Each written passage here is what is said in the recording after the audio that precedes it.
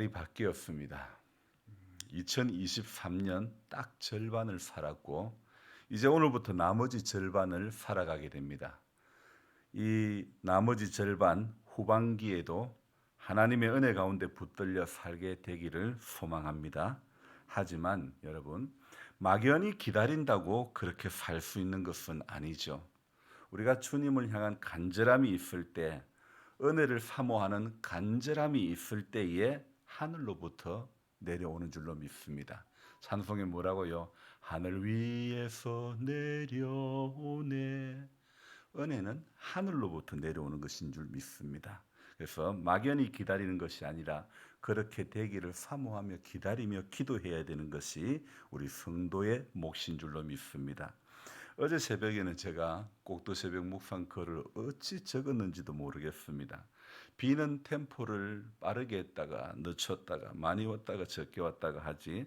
새벽 시간이지만 여기저기 전화 오는 데는 있지. 저도 전화가 오는데 이장님은 얼마나 전화가 많이 왔을까요? 묵상글을 적다가 트랙터를 운전하다가 당최 묵상을 하려고 해도 글을 적고 할 그런 분위기가 아니었죠. 하나님의 말씀은 차분히 조용히 끝없이 가까이 하고 묵상하고 붙들어야 할 말씀인데 한 번이라도 제가 빠지지 않으려고 하다 보니 때로는 이게 의무감이 아닐까 이렇게 느껴진 짐도 있었지만은 그러나 저 자신이 흐트러지지 않으려는 몸부림이다 이런 생각도 해봅니다. 꾸준히 해야지 하다가 말다가 하루는 그러고 하루는 쉬고 하루는 놀고 그러면 안 되지 않겠습니까? 그냥 제가 좋아하는 말씀이 한결같이라는 말씀인데 한결같이의 자세로 살아가야 된다는 생각입니다. 텔레비전 뉴스에 수해를 입어 공무원들이 동원되고 온갖 가재도구를 길거리에 꺼내고 씻고 말리고 하는 것을 보았는데 그런 일이 우리 동네에서도 생겼다는 것 안타까운 일이 아닐 수가 없습니다. 이장님을 비롯하여 의용 소방대원들 얼마나 모든 분들이 수고를 많이 했는지 모릅니다. 대부분이 잠을 못 자가며 수해 현장에 투입됐죠.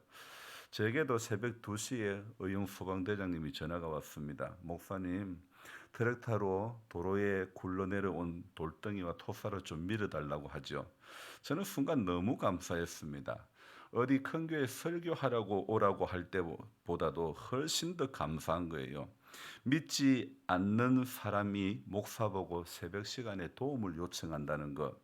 얼마나 제게는 그게 감사한지 모르겠습니다. 누구에게는 피곤한 일이 될 수 있겠지만은 그러나 시골 목회를 하는 마을 목회를 지향하는 제게 도움을 요청한다는 것이 정말 감사한 일이었습니다. 전화를 주신다는 것은 이런 의미가 아닐까요? 서서히 나도 임기 주민이 돼가고 있다 이런 생각을 해봅니다. 도시에서 살다 온 목사라는 타이틀을 가진 이방인에서 우리와 함께하는 주민이다 인정을 해주는 그런 모양새라서 감사한 거죠. 저는 동네에서 목사라고 불리기보다 마을에 꼭 필요한 한 사람으로 자리매김을 하기를 불리어지기를 쓰임받기를 소망합니다.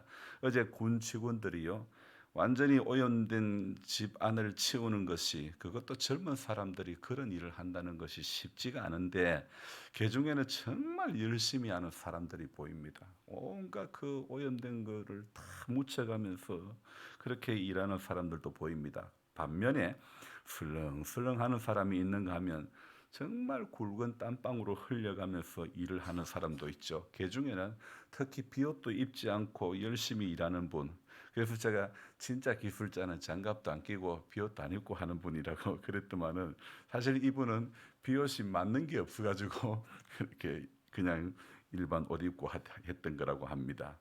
그 큰 체구인데도 불구하고 누구보다도 땀을 많이 흘리며 정말 열심히 일했죠. 그리고 또 대부분의 사람들은 처음에는 어슬렁 그러던 사람들이 많았는데 처음에는 오합지졸 같이 보였는데 시간이 갈수록 점점 청소 전문 용역 회사 직원들처럼 다들 열심히 하는 모습에 저는 감사가 나오고 감탄이 나왔습니다. 그래도 세상은 살만하다 이런 생각이 드는 거죠. 물론 저도 그 속에서 트랙터로 포크레인으로 하루 종일 복구 작업을 했는데요. 합력하여 선을 이룬다는 로마서의 말씀이 꼭 성경 속에 믿는 사람 속의 용어만은 아닌 것 같습니다. 신불신을 떠나 할 수 있는 말이고 열심히 일하는 사람들은요. 표시가 나는 거죠. 동원된 군직원들의 모습이 특별히 열심히 하는 사람들이 제 눈에 비추어지듯이 저 또한 그들에게 비추어진 모습이 있을 것이고 더 나아가 하나님께서 보실 때에 비춰지는 모습이 있지 않을까요? 영화 국제시장 마지막 대사가 생각이 납니다. 그는 아버지를 회상하며 아버지 이만하면 잘 살았지에.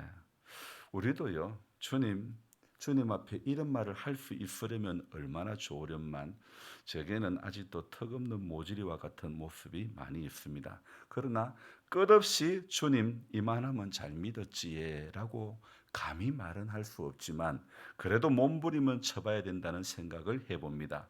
사람들이 많아졌을 때 더불어 죄도 많아졌다고 창세기 6장은 이야기하고 있죠. 오늘 창세기 6장의 시작이 사람이 땅 위에 번성하기 시작할 때에 어제 제가 묵상해서 때는 6장이 기록된 때는 사람이 땅 위에 번성하기 시작할 때에라고 말씀드렸죠. 사실 저는 이런 생각을 해봅니다. 사람이 많은가 죄하고 무슨 상관일까? 이제 제가 어제 경험했던 것을 생각해 볼 때에 군 직원들이 많이 나와서 일하는 그 과정에 보니까 진짜 열심히 일하는 사람이 있고 뺀질뺀질 거리는 사람이 있는데 그러면 제 속에서 어떤 마음이 드냐면 저 사람은 열심히 하는 사람, 저 사람은 뺀질거리는 사람, 제가 평가하는 사람이 되더라고요. 그러면 저처럼 이런 생각들의 사람들이 많으면 전부 다 나름 자기 나름대로 평가하는 그런 모습으로 그런 자리에 서지 않을까? 그러면 사람이 많아짐에 죄악이 관영해졌다는 것은 이처럼 우리의 이 남을 평가하는 시각들이 자꾸 많아지다 보면 이런 것 또한 이게 죄악이 관영해진다는 그런 의미가 아닐까 이런 생각을 해보았습니다. 그래서 이 6장에는 4절까지는 말씀이 어떤 내용이냐면 노아 시대에 얼마나 죄악이 가득한지 고발하고 있는 내용이죠. 어제 의문이 가득한 난해한 부분들이 많이 있는 창세기 6장이라고 말씀드렸는데 그 서두에 하나님의 아들들이 사람의 딸들이 이런 말이 있다고 했죠. 하나님의 아들이라는 말은 어제 제가 말미에 이 셋 계열의 후손들이다 이런 말씀을 드렸는데 저는 이 말씀을 꼭 문자적으로 해석할 필요는 없다고 생각합니다. 한마디로 거룩을 위한 몸부림을 쳐야 하는 하나님의 사람들이 스스로의 거룩을 버리고 자기들 눈에 보이는 아름다워 보이는 사람의 딸에게로 마음이 끌리는 것, 바로 이것이 죄악이 관영한 이유라고 설명하고 있죠. 아브라함이 하나님 앞에 이렇게 간구했죠. 하나님요, 이 성에 의인 50명만 있으면 이 성을 멸하지 않겠습니까? 용서해 주시겠습니까? 하나님요, 40명, 30명, 20명, 10명이 없어가지고 그 성이 멸망당하지 않았습니까? 하나님께서는 10명만이라도 있더라도 나는 망하지 않겠다 해주겠다 약속을 하셨지만 그러나 그 성에 10명이 없어서 결국은 의인 10명이 없어서 그 성이 망하고 말았죠. 이것은 성경을 떠나 우리가 살아가고 있는 현실이 어떨까? 우리 현실에서는 어떨까? 지금 우리의 삶의 자리는 지금 현재라도 그때나 일반 이 별 다를 게 없다는 거죠. 거룩을 향해 달려가는 성별된 그리스도인의 삶이 하나님을 알지 못하는 비그리스도인의 삶보다 나은 것이 있는지, 우리가 항상 고민해야 할 문제가 예수 믿는 내가 예수 안 믿는 저희보다 더 나은 것이 있는지 늘 고민해야 된다는 겁니다. 그래서 늘 고민하고 늘 몸부림쳐야 될 문제가 예수 믿는 내가 예수 안 믿는 저 사람보다 나은 것이 있어야 되는데 늘 우리가 생각해 봐야 될 문제죠. 근데 우리 안에 있는 죄성은 오늘도 하나도 구별됨 없이 살아가도 문제가 없다는 생각으로 사는 거죠. 적어도 우리가 신실한 신앙의 사람, 경건한 신앙의 사람임을 꿈꾸는 사람들이라면 오늘 하루도 더 나음, 더 구별된 모습이 있어야겠죠.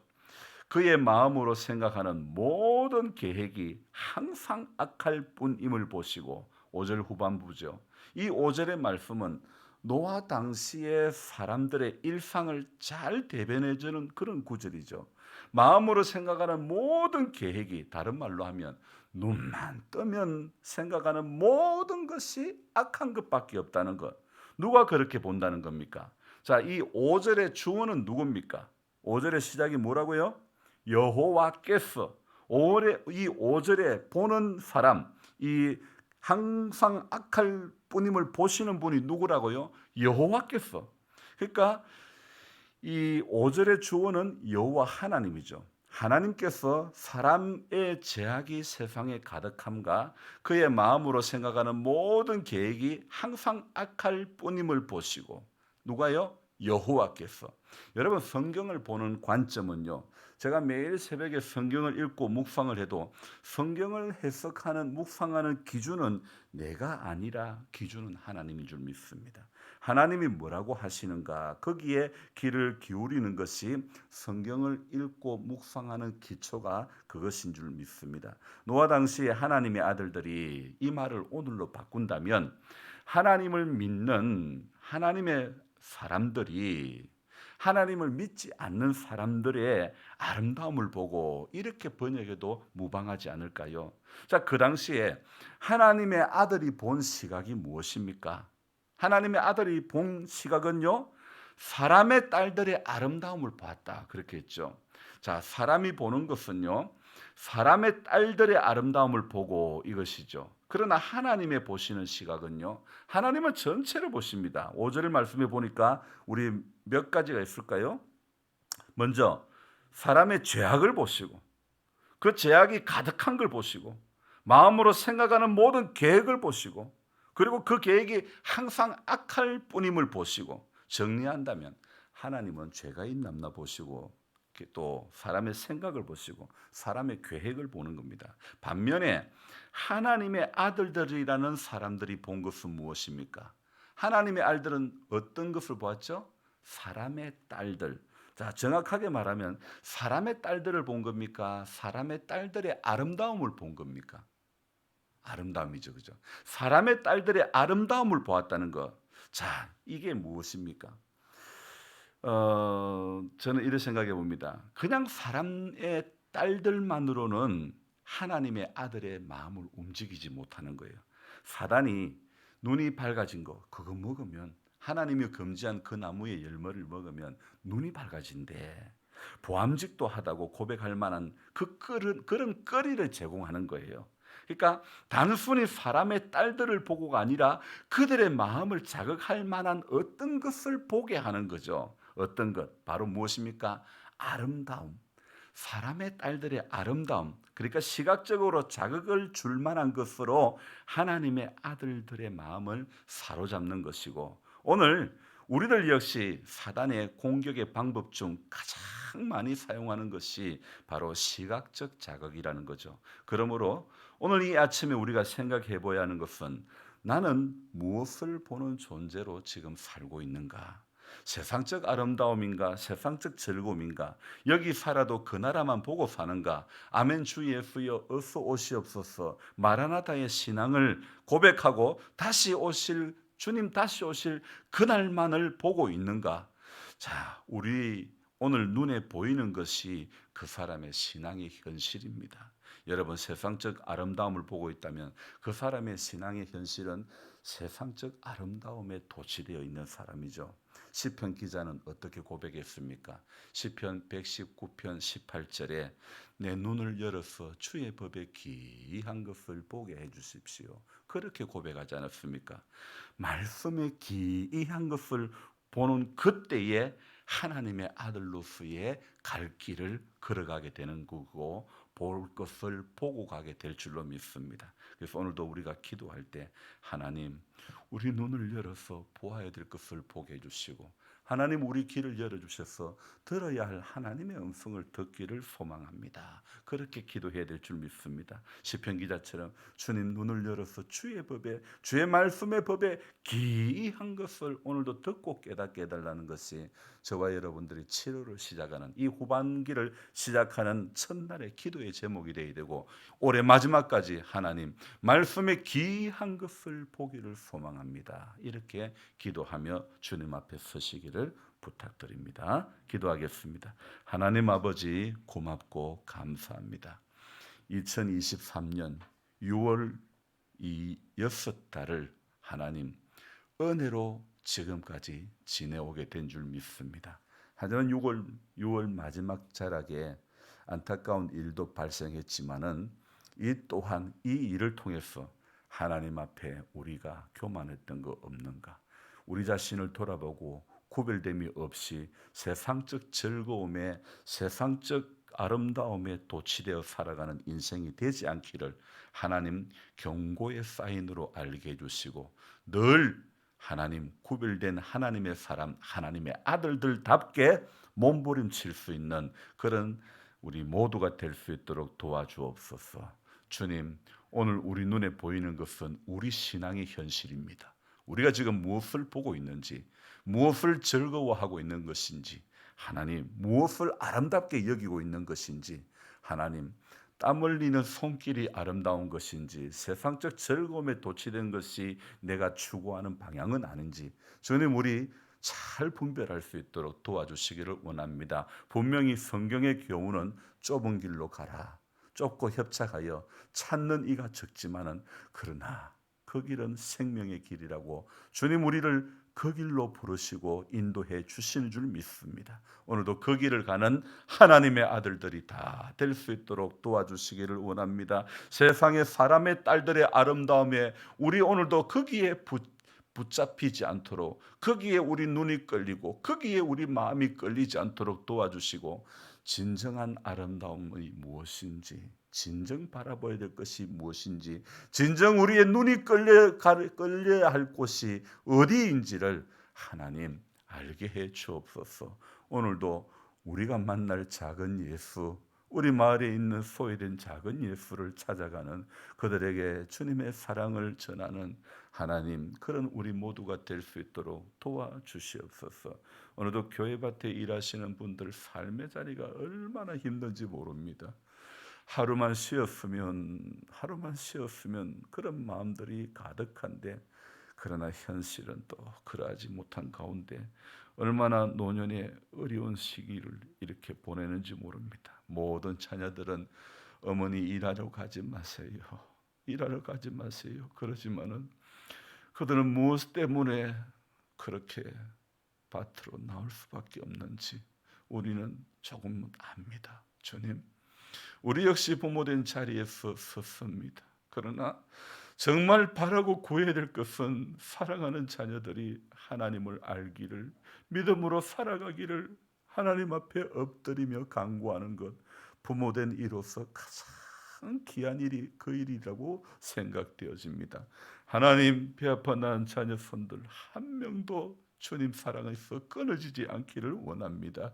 우리 모든 성도님들의 자녀들이 주님 안에서 복된 믿음의 소유자들 될 수 있도록 도와주시고, 믿음의 명문 가정을 이루어갈 수 있도록 하나님 축복해 주시옵소서. 후반기에도 하나님 은혜로 넉넉히 살아갈 수 있도록 도와주시옵소서. 하나님, 오늘 월상 예배를 드리며 하나님 앞에 감사의 정성을 올려드렸사오니 주님 이 예물을, 이 정성을 받으시고 이 한 달도, 이 후반기도 하나님 우리 모두가 잘 믿을 수 있고 잘 살아갈 수 있는 하나님의 아들들답게 주님 이 후반기를 시작하게 도와주시옵소서. 주님과 동행하는 후반기가 되어지도록 도와주시고, 기도보다 성령보다 결코 앞서지 않도록 하나님 도와주옵소서. 존귀하신 예수님의 이름으로 감사하며 기도드리옵나이다. 아멘. 간절한 마음으로 주여 부르고 기도합니다. 주여, 주여, 주여. 하나님 아버지, 깨워주셔서 감사합니다. 후반기를 열어주셔서 감사합니다. 은혜 가운데 주님 이 후반기를 시작